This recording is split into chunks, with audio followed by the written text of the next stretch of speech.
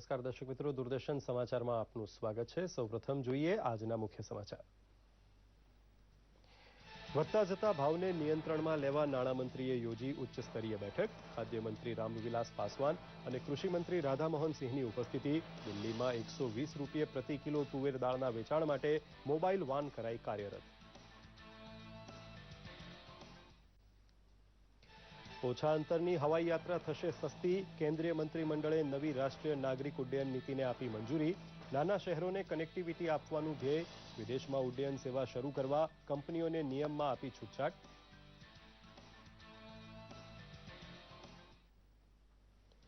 કાળા ધન બાબતે માહિતી આદાન પ્રદાન કરવા માટે ભારતીય તથા સ્વિસ અધિકારીઓ વચ્ચે યોજાઈ મુલાકાત। પ્રધાનમંત્રી મોદીની સ્વિટ્ઝરલેન્ડ યાત્રા બાદ મળેલી આ બેઠક વિદેશમાં છુપાવેલા કાળા નાણાંની ભાળ મેળવવા માટે મહત્વનું પગલું।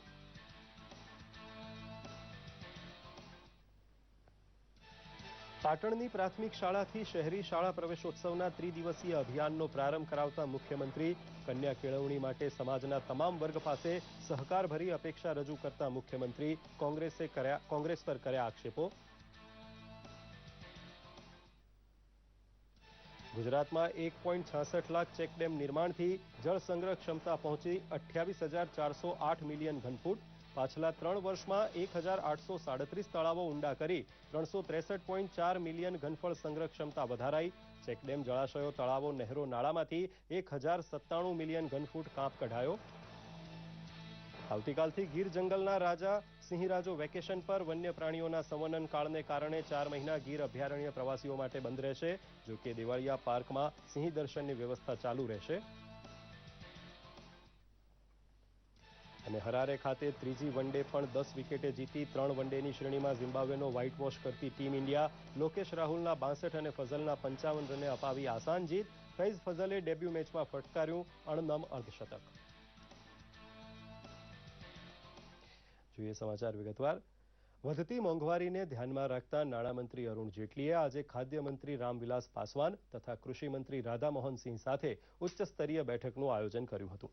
બેઠકમાં ખાદ્ય પદાર્થોના તથા દાળના વધતા ભાવ ઉપર નિયંત્રણ મેળવવાના પ્રયાસો બાબતે વિચાર વિમર્શ કરવામાં આવ્યો હતો।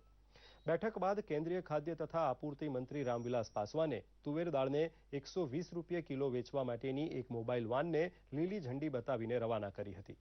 તેમજ તેમણે જણાવ્યું હતું કે દેશમાં દાળની અછત નથી। જો કોઈ સંગ્રહખોરી કરે છે તો રાજ્ય સરકાર તે અંગે પગલાં લે। તેમજ ઘણા રાજ્યોમાં ટામેટાના વધી રહેલા ભાવ અંગે મંત્રીશ્રીએ જણાવ્યું હતું કે આ ઋતુગત શાક છે, તે ભાવ વધારાની સમસ્યાને વાહન વ્યવહારની યોગ્ય વ્યવસ્થાથી ઉકેલી શકાય છે।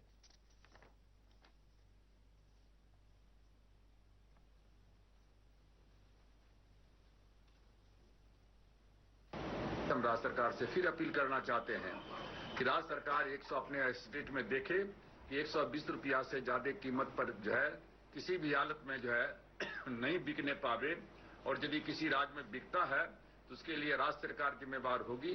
राज्य सरकार को दाल चाहिए, हम उनको दाल जो है 66 रुपये तूर और 82 रुपये उड़द देने को तैयार है।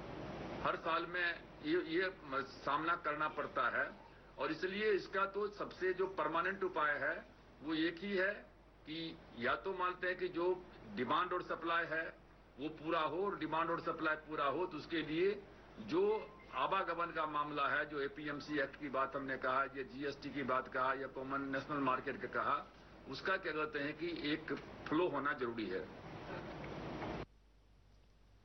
ભારતના ઇતિહાસમાં અભૂતપૂર્વ કહી શકાય તેવી નવી વિમાનતળ નીતિને આજે કેન્દ્રીય કેબિનેટે મંજૂર કરી નવી પોલિસી જાહેર કરી છે।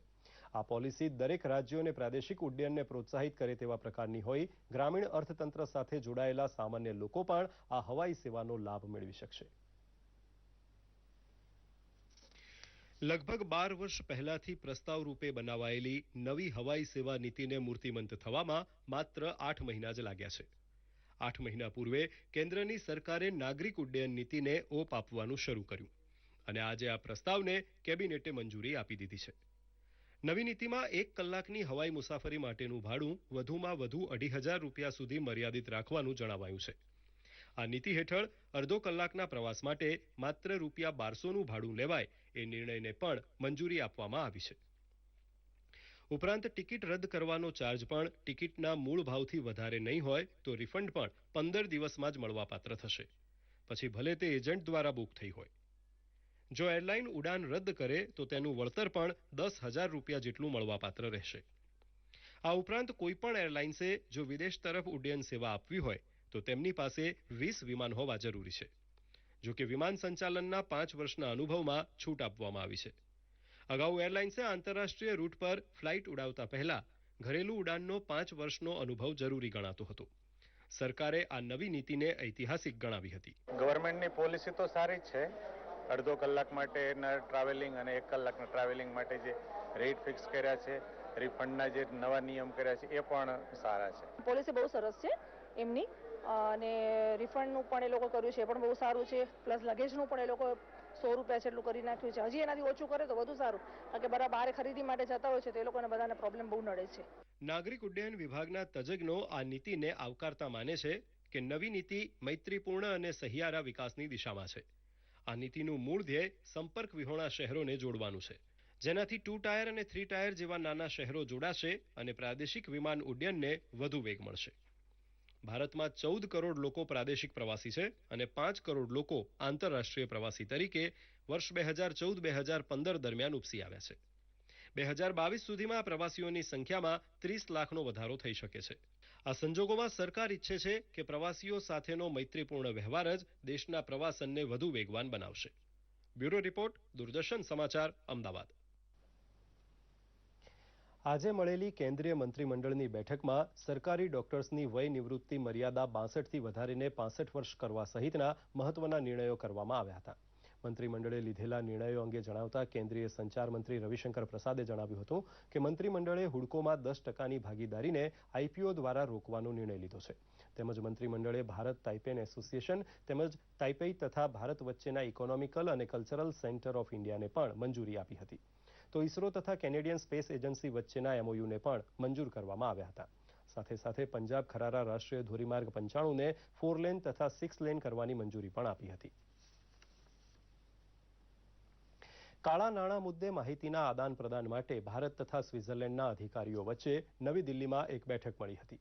ગત અઠવાડિયે પ્રધાનમંત્રી શ્રી નરેન્દ્ર મોદીની સ્વિટ્ઝરલેન્ડ મુલાકાત બાદ મળેલી આ બેઠકને ઘણી મહત્વની માનવામાં આવે છે. વિદેશમાં છુપાવીને રાખવામાં આવેલા કાળા નાણાંની ભાળ મેળવવાની દિશામાં આ બેઠકને મહત્વનું પગલું માની શકાય છે. આ બેઠકમાં કાળા નાણાંને કેવી રીતે બહાર લાવવું તે અંગે વિવિધ ચર્ચાઓ કરવામાં આવી હતી. પ્રધાનમંત્રીની સ્વિટ્ઝરલેન્ડ યાત્રા વખતે પ્રધાનમંત્રી સ્વિટ્ઝરલેન્ડના રાષ્ટ્રપતિને મળ્યા હતા. ત્યારે નિર્ણય લેવામાં આવ્યો હતો કે સ્વિટ્ઝરલેન્ડના નાણામંત્રી ભારત આવશે અને કાળા નાણાં મુદ્દે સહયોગ કરશે. આ નિર્ણય હેઠળ આજે આ અગત્યની બેઠક મળી હતી. શહેરી ક્ષેત્ર કન્યા કેળવણી શાળા પ્રવેશોત્સવ 14 અંતર્ગત ત્રિદિવસીય અભિયાનનો આજે મુખ્યમંત્રીએ પાટણ ખાતેથી પ્રારંભ કરાવ્યો હતો. મુખ્યમંત્રીએ પાટણની ગુમડા મસ્જિદ પ્રાથમિક કન્યા શાળામાં આ રાજ્યવ્યાપી ત્રિદિવસીય પ્રવેશોત્સવનું નેતૃત્વ કર્યું હતું. આ અવસરે તેમણે 100 ભૂલકાઓનો આંગણવાડીમાં પ્રવેશ કરાવવા સાથે 21 દીકરીઓનું ધોરણ 9માં નામાંકન કરાવ્યું હતું. તો કન્યા કેળવણીને પ્રોત્સાહન આપતા 5,70,000ના વિદ્યાલક્ષ્મી બોન્ડ દીકરીઓને અર્પણ કર્યા હતા. તેમજ વિદ્યાર્થીઓને વિના મૂલ્યે પુસ્તક પણ આપ્યા હતા. આ પ્રસંગે તેમણે કન્યા કેળવણી ક્ષેત્રે અગાઉની કોંગ્રેસ સરકારે કોઈ કામ નહીં કર્યું હોવાનો આક્ષેપ કર્યો હતો તથા તળાવો ઊંડા કરી જળ સંચયની જરૂરિયાત પણ જણાવી હતી.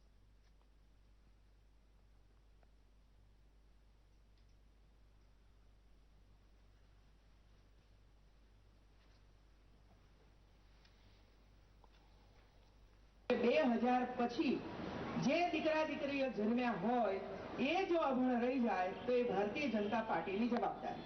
સમય વૃક્ષારોપણનું કામ આપણે કરાવતા હોઈએ છીએ, પછી શાળાઓ હોય કે રોડ હોય કે પછી ક્યાંક સરકારી જમીનો હોય તો એની અંદર વૃક્ષો વાવીને એને ઉછેરવાનું કામ કરીએ છીએ, કારણ કે વરસાદ એના ઉપર આધારિત છે. પાટણ જિલ્લાએ તો આખા કામને બહુ ત્વરિત ગતિએ ઉપાડવું પડશે.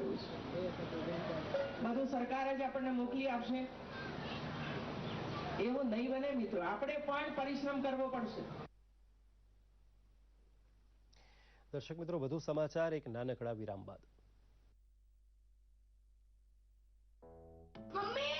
ये है विवेक, एक होनहार बालक. ये है विवेक के पिताजी. इन्हें हाई ब्लड प्रेशर और शुगर दोनों हैं, लेकिन खाने में चाहिए ऊपर से बहुत सारा नमक और चाय में भरपूर चीनी. और फिर एक दिन अचानक इन्हें लकवा। नतीजा विवेक की पढ़ाई बंद।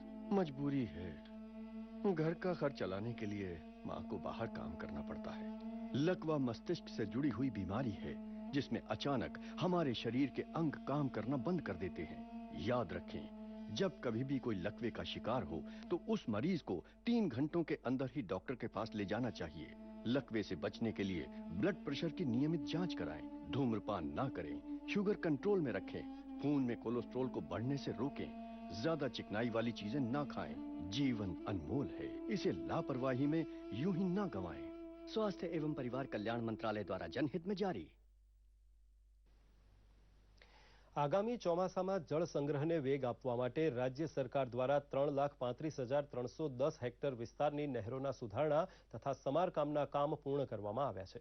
તેમજ રાજ્યમાં જળસંચય માટે 1,66,082 ચેકડેમ નિર્માણ કરીને જળસંચય ક્ષમતા 28,408 મિલિયન ઘનફૂટમાં કરવામાં આવી છે. મુખ્યમંત્રી આનંદીબહેન પટેલે દરેક ખેડૂતના ખેતર સુધી પાણી પહોંચાડવાની નેમ સાથે જળાશયો, તળાવો, ચેકડેમ તથા નહેરોમાંથી 1,097 મિલિયન ઘનફૂટ કાપ કાઢીને પાણી સંગ્રહ માટે મહત્વનું પગલું લીધું છે.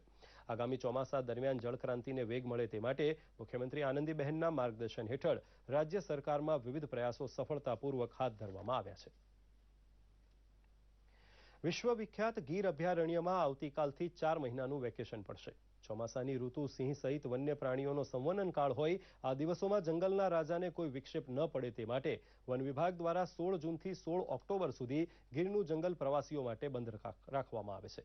મુખ્ય વન સંરક્ષક ડોક્ટર એપી સિંહે જણાવ્યું હતું કે વન્ય પ્રાણીઓના પ્રજનન કાળ ઉપરાંત જંગલના રસ્તાઓ પણ વરસાદને કારણે પરિવહન યોગ્ય ન હોવાથી આ 4 માસ પ્રવાસીઓ માટે વન વિભાગ દ્વારા દેવળિયા પાર્કમાં સિંહ દર્શનની વ્યવસ્થા કરવામાં આવી હોય છે.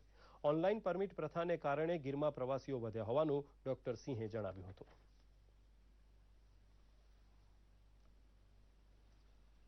જે સાવજ અને અન્ય બંને પ્રાણીઓ છે એના પ્રજનનનો સમય હોય છે.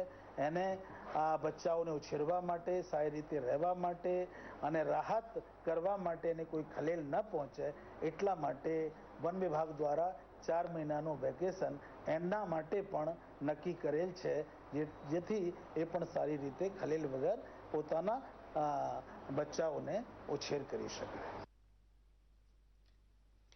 કચરાના નિકાલ માટે સુરત શહેરે વધુ એક મહત્વનું પગલું લેતા સૂકા તથા ભીના કચરાને જુદો જુદો એકત્ર કરવાનું નક્કી કર્યું છે અને આ કચરાની મદદથી કમ્પોસ્ટ ખાતર બનશે.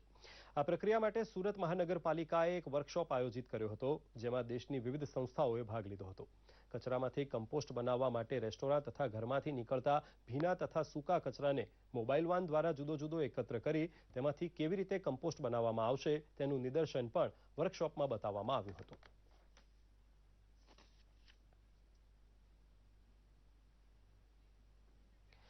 આગામી 21 જૂને યોગ દિવસને યાદગાર બનાવવા તેમજ તેમાં ભાગ લેવા વિવિધ સંસ્થાઓ તેમજ લોકોએ અત્યારથી જ યોગની પ્રેક્ટિસ શરૂ કરી દીધી છે.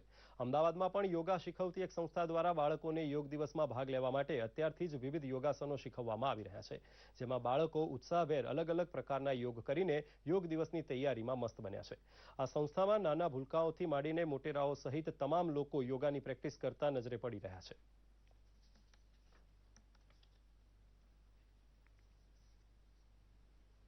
ક્રિકેટ. ભારતીય ક્રિકેટ ટીમે 3 એકદિવસીય મેચ જીતી યજમાન ઝિમ્બાબ્વેનો સંપૂર્ણ વ્હાઇટ વોશ કરી શ્રેણી જીતી લીધી છે. આ પૂર્વે 2013-2015માં પણ ભારતીય ટીમે ઝિમ્બાબ્વેનો વ્હાઇટ વોશ કર્યો હતો. હરારેમાં આજે ત્રીજી અને અંતિમ એકદિવસીય મેચમાં ભારતે માત્ર 21.5 ઓવરમાં 126 રનનો લક્ષ્યાંક પૂર્ણ કર્યો હતો. ઉલ્લેખનીય છે કે પહેલી જ વનડેમાં ડેબ્યુ કરનાર ફેઇઝ ફઝલે અણનમ 55 રન બનાવ્યા હતા, જ્યારે લોકેશ રાહુલ 63 રન બનાવીને અણનમ રહ્યો હતો. ભારતે 10 વિકેટે આ મેચ જીતતા પહેલા બીજી વનડેમાં જ શ્રેણી જીતી લીધી હતી. આજે ઝિમ્બાબ્વેએ ટોસ જીતી પ્રથમ બેટિંગ કરી હતી. અમદાવાદના જસપ્રીત બુમરાહે 4 વિકેટો ઝડપી ઝિમ્બાબ્વેનો વીંટો વાળી દીધો હતો. ઝિમ્બાબ્વે તરફથી સિબાંદાએ સૌથી વધારે 38 રન બનાવ્યા હતા. તો આ સાથે જ આ સમાચાર બુલેટિન અહીં સમાપ્ત કરીએ છીએ. નમસ્કાર.